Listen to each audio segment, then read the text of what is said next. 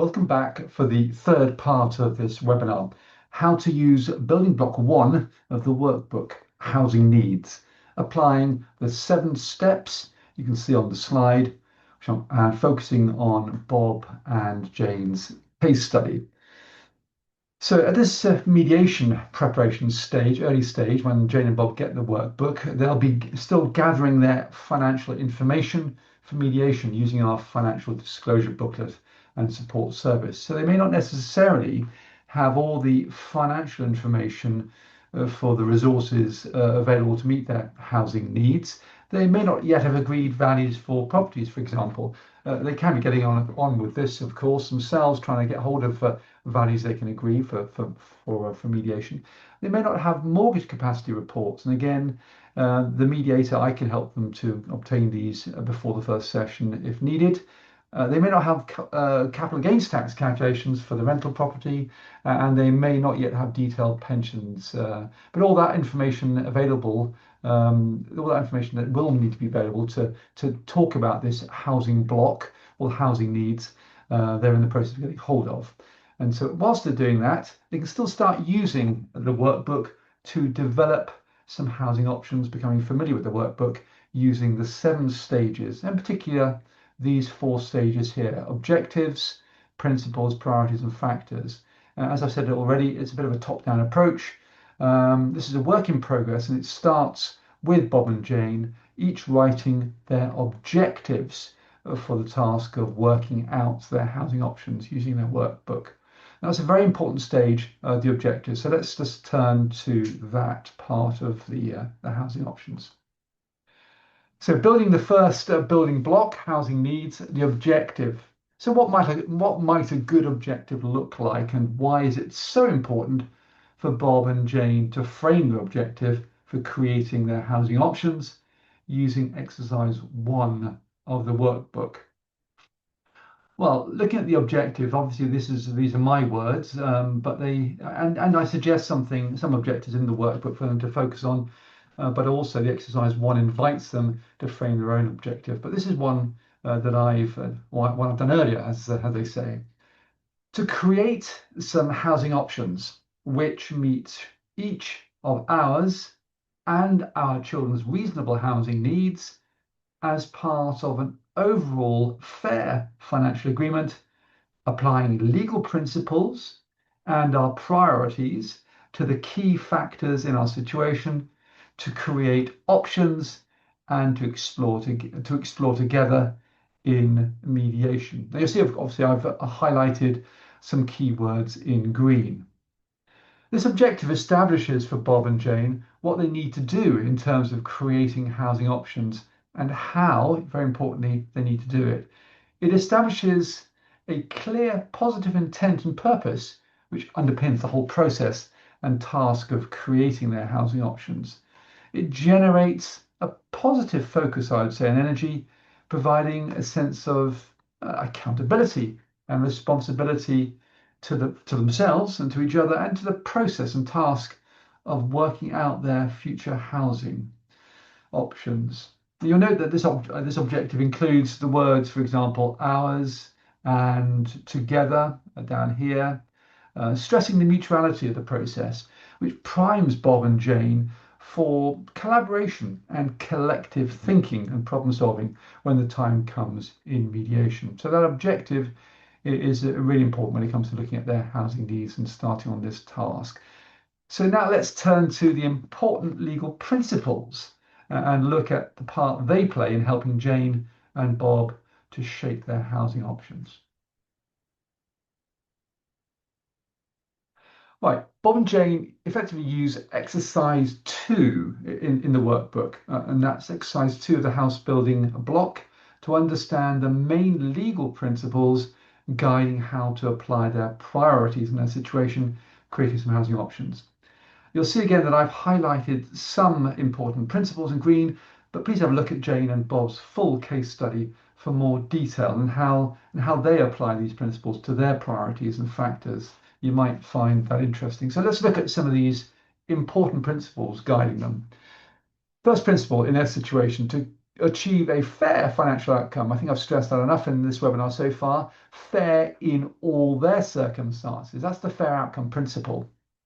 Secondly, a fair financial outcome is represented by an equal division of net assets. And here are the important words: unless there is or are good reasons for departing from equality.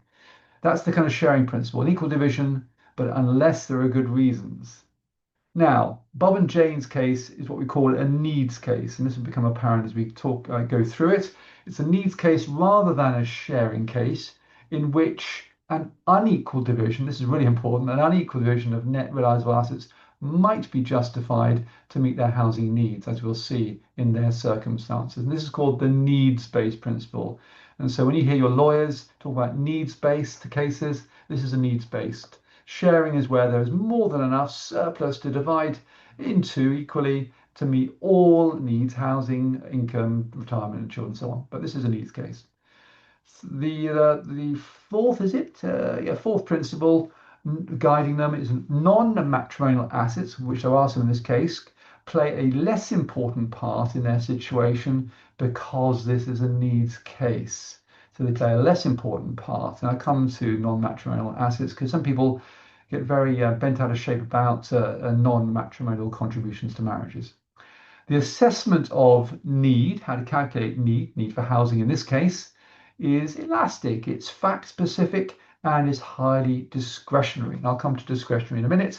That's the discretionary principle.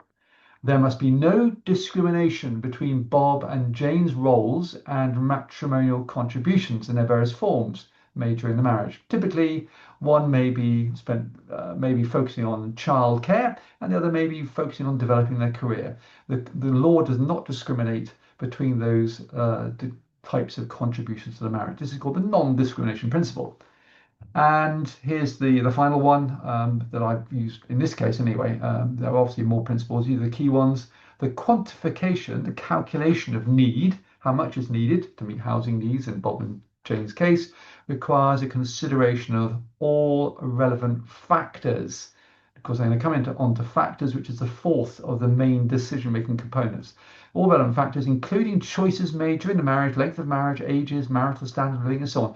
All the factors. And there is a section 25 checklist of all factors that will be in a guide, that are in a guide that I provide. So those are the key principles that are guiding Bob and Jane. These are the guidelines for the creative process, and they ensure that the housing options Bob and Jane create are fair in law. And there needs to be a legal framework. Now, I prefer guidelines and rules because, well, rules imply rigidity. And just as the judge would have discretion as to how to apply these principles, Jane and Bob will have discretion as they work together in mediation, creating their own options around their priorities, applying the important factors in their situation. I like to think of the whole process as guided, supported self-determination within a legal framework. That's kind of how I like to if you like, define the whole process of mediation using my workbook and so on. Now, in the workbook, as well as setting out the principles applying to the housing needs, I provide a range of separate legal guides explaining how the court has applied these principles in the past. Bob and Jane might find these useful. So let's now look at what Bob and Jane are most interested in and needing when it comes to their future housing, the things really driving and shaping their thinking and approach. Let's look at their priorities. So Jane and Bob have their own personal priorities as well, of course, as shared housing priorities, which they both feel strongly about. They use the Options Workbook Priorities Exercise 3, which you'll see if you become familiar with the workbook already, to clarify and record these for themselves so that they clearly understand their main drivers, the things that make them feel so strongly about the things they need, and so they're able to explain these to each other in mediation. Now, as a mediator, I pay particular attention from the outset to any shared priorities recorded in Bob and Jane's workbooks, and also in their pre-MIAMs, their pre-mediation meetings I have with each of them, they will have set out their priorities, and I pay particular attention to shared priorities, which I can use to anchor them into a shared sense of purpose. So let's have a look at these shared priorities. I'll come on to their individual priorities in a minute. Shared priorities, they both want to reach a financial agreement which is fair to each of them. What they mean by fair, of course, we'll discover, but enabling them to separate with a reasonable, similar standard of living, and I'd probably add, as soon as possible, bearing in mind they're still living together. They both want to ensure the children feel as settled as possible through their parents' separation, through their separation. That's key to them both. And they both want to work together as constructively as possible. Sorry about the little typo there. As constructively as possible to ensure that the children's needs are met without involving the child maintenance service. That's an interesting one. Many parents don't want to directly involve the child maintenance service, although they may use the calculator, but I'll come to that later on. They both want to achieve a clear financial clean break on divorce, if possible, of course, and they want to reach an agreement as soon as possible. I've already mentioned that. Realistically, over the next 4 months to minimize the ongoing stress they're both feeling. And really importantly, they want to try and have a kind, if possible, but certainly respectful process. So usually all the kind of key principles underpinning a respectful process and respectful communication, kind, caring, respectful, humble, curious, and so on, in which they both feel heard and understood, which achieves as many of their priorities, including shared priorities, as possible. So Jane and Bob obviously have priorities. Jane and Bob's priorities reflect what I'm often told by separating couples early on. These are the kind of priorities I'm often told where couples share priorities, and that often qualifies them, I have to say, for a mediation. Essentially, both Jane and Bob both want a fair agreement, emphasizing the children's needs and their own standard of living as important. That's interesting. They also recognize the need to work together through this process as quickly, constructively, and cost effective as possible, and they both want a clean break. Now, as well as the workbook exercises to help them here, Jane and Bob have free access to my divorce manual, resources, and guides on how to establish and clarify for themselves their values and their interests and needs, which underpin their approach. So let's turn to Bob and Jane's personal priorities, shaping their current thinking and approach to the future housing options exercise. As with their individual priorities, even where these differ, it will be crucial to the mediation process for Jane and Bob to be clear and able to express these priorities and the reasoning to each other, hence the workbook. So Jane's priorities, let's look at some of the things that are important to her. She wants to remain in the family home, at least until the children have gone to university, to providing with that stability. She wants ideally to retain her inherited rental property, to protect her pensions, clean break, and for Bob to listen and understand her priorities and concerns and be realistic about what he wants. Bob, he wants enough money to buy himself a similar property to the family home so the children can spend time with him and each have their own bedroom. He wants to take into account Jane's rental property, which is, he says, always going to be part of the retirement plan. And he wants a similar standard of living to Jane. And he wants to, like Jane, wants to protect his pensions for retirement and feels that his 9 years pre-marriage pensional service, should be taken into account. And he wants Jane to be realistic and understand some of his key priorities and concerns. So these kind of priorities of Jane and Bob's individually, they reveal, among other things, I'd say, a shared commitment to ensure that the children remain as settled as possible, especially as they go through their education. For Jane, settled means, among other things, remaining in the family home with the children. From Bob's perspective, he's willing to explore this option if it's affordable and if it means he can buy himself a similar property to the family home with a similar standard of living. Jane is keen to protect her inherited property, whilst Bob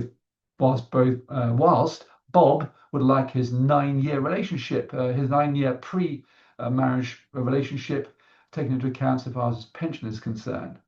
And Bob and Jane are both keen to protect their pensions because they worry about their standard of living when they retire. And in fact, interestingly, they both mentioned the need for each other to be realistic, reflect some of the tensions that have already arisen between them when discussing their priorities together, which is why they both want to come into mediation to discuss these. The workbook will help them to have a needs and interest-based discussion rather than a polarized discussion based on entrenched positions. To feel fair enough, the outcome they reach in mediation will have to meet as many of Bob's priorities and as many of Jane's most important priorities as possible. In the next video, we'll move on to focus on some of the key factors shaping Bob and Jane's thinking and approach as they start to create some housing options around their priorities. See you in a moment.